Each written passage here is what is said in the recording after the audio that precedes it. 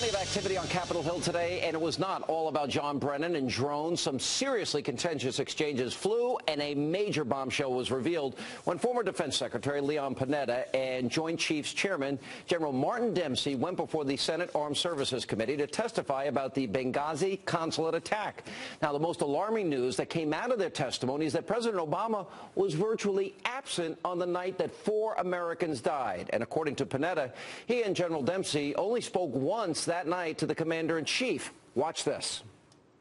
Up the information that that something was happening, that there was an apparent attack going on in Benghazi, and I informed the president of that fact, and he at that point directed both myself and General Dempsey to do everything we needed to do to try to protect lives there. Did you have any further communications with him that night? No. Did you have any other further communications? Did he ever call you that night to say, how are things going? What's going on? Where's the consulate?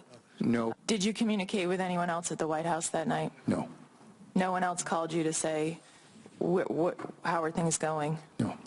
Well, the disclosure of that telling statement infuriated my next guest. Watch this exchange. You talked to the President of the United States one time. So you talked to him for 30 minutes, one time, and you never talked to him again. Neither one of you. Until afterwards. Until after the attack was over. That's right. Are you surprised that the President of the United States never called you, Secretary Panetta, and say, how's it going? You know, normally in these situations... Did he know the level of threat? Let me finish the answer. We were deploying the forces. He knew we were deploying the forces. He was being kept updated. Well, I hate to interrupt you, but I got limited time. We didn't deploy any forces. My question to you is, during that 8-hour period, did the President show any curiosity about how's this going? What kind of assets do you have helping these people? Did he ever make that phone call? Look, there is no question in my mind that the President of the United States was concerned about American lives. Well, all due respect, I don't believe that's a credible statement if he never called and asked you, are we helping these people? What's happening to them? As a former we have a second round, and we'll take it up to the President. And here now with more South Carolina Senator Lindsey Graham. Senator, I'm stunned. That's shocking. Don't know. If I were a family member and one of my loved ones was killed in Benghazi, I would be sick to my stomach. The President of the United States talked to the Secretary of Defense for 15 minutes, never talked to the Secretary of State until after the attack was over, never made a phone call saying, how close are we to help these people? Where's Chris Stevens? What did he do when he was told the ambassador was missing? We've had one ambassador killed in the last 30 years. The President of the United States has to account for his leadership here. I intend to hold him accountable. Thus far, the White House is delayed, denied, deceived, and stonewalled, and this has to come to an end. He has to account for his leadership. This was an 8-hour ordeal. I mean, and as you pointed out, they didn't send in any help, which we're now learning that they could have. What was the time frame? Wasn't it early, right after the attack started, that Panetta spoke with Obama? So in other words, like 8 hours went by, the whole night went by, and he didn't talk to Obama once? He talked to President Obama for 30 minutes around 5 o'clock in the afternoon. That's when the attack was about an hour old. Our ambassador was missing about 30 minutes later. During the entire episode, not one phone call to the Department of Defense from the President of the United States wondering what's going on, how close are we to helping these people. The Secretary of State never once talked to the Secretary of Defense.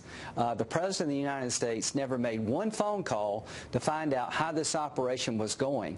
And this whole episode, if it had come out before the election, remember when Obama turned to Romney in the third debate and basically said, I know these people, I know their families, I know their names, I would never put them in harm's way. Well, Mr. President, what did you do for 8 hours? Who did you talk to? What kind of leadership did you exhibit? They've made 2 movies about the bin Laden raid. You deserve credit for that, but you've had no accounting for the Benghazi attack, and you're going to have an accounting. I'm not going to stop until the American people know what their commander-in-chief did for 8 hours, and thus far, all we know is he had a 15-minute conversation. All right. Now, multiple requests, Senator, were made for extra security because the threat was grave and they couldn't withstand an attack. Senator McCain focused on that with General Dempsey. Watch this exchange. Did you ever get the message that said they could not withstand a sustained attack on the consulate? I was tracking that intelligence. I was tracking through General. Did you receive that information? I did, and I saw it. So it didn't bother you? It bothered me a great deal, but Then why we never didn't you received put a forces request. in place to be ready to respond? Because we never received a request to do so, number one. And number two, You never heard of Ambassador Stevens' repeated warnings about the lack I of had, sir, security? through General Ham, but we never received a request for support from the State Department, which would have allowed us to put So forces it's the on State the ground. Department's fault. I'm not blaming the State Department. I'm sure they had their own Who would you assessment. blame? Sorry, sir? Who is responsible then? All right, so Senator McCain's pointing out that they failed to give them the requested security before. Right. You pointed out they failed during the attack, and then it was, am I right to say it's a lie and cover up after? Oh, I think there's three things we learned today. That Susan Rice's statements on 15 September, 5 days after the attack, were a bunch of BS. Because Panetta and Dempsey said today to Senator Inhofe, who did a great job, we knew that night it was a terrorist attack. Chairman Dempsey said the mortar rounds hitting the rooftop was pretty impressive. Panetta and Dempsey both testified that they knew it was a terrorist attack on September the 11th. My question is, how could the President of the United States for over 2 weeks tell us we don't know what happened? How could Susan Rice go on national TV and say there's no evidence of a coordinated terrorist attack? She misled the American people. Who changed the talking points? And Secretary Clinton's story makes no sense. Right, she said she had a clear-eyed view of the threats. She didn't even know about the August 15 memo from her own ambassador, and the Secretary of Defense did. And the president himself was still blaming a YouTube video 2 weeks later. Last question. You were against enhanced interrogations. You and I had a disagreement on that. I'm against torture. Okay. I don't believe the three people that were waterboarded is torture, but not to digress. Okay. What about the president bombing people, killing them, targeting them with drone attacks? I think you should have enhanced interrogation techniques that are classified. I think we should kill all the terrorists or capture the terrorists we can find. I'm okay with the drones, but he won't use Gitmo. We've captured one person shot in 4 years. It's hard to interrogate a dead man. So this president has closed Gitmo, and we're a nation without a jail, and this is going to come back to haunt us, and there are more Benghazis coming. This commander-in-chief is disengaged. He doesn't understand the reality. He's let Syria become a contagion for the whole region. The whole Mideast is blowing up. We don't have a place to put a terrorist if we captured them, and it's going to bite us in the butt. I guarantee you're right. I wish you were wrong, but you're not.